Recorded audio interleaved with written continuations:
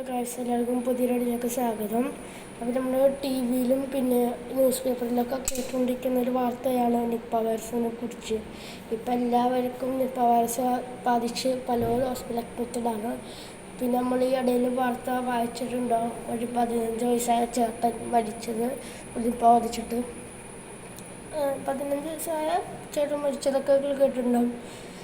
അപ്പം എല്ലാവരും സൂക്ഷിക്കുക. പിന്നെ നിങ്ങൾ മാസ്കൊക്കെ വെച്ച് പുറത്തേക്ക് ഇടുന്ന പരമാവധി അവരുടെ നിന്ന് കുറച്ച് അകലം വലിച്ചു നിൽക്കുകയൊക്കെ ചെയ്യണം.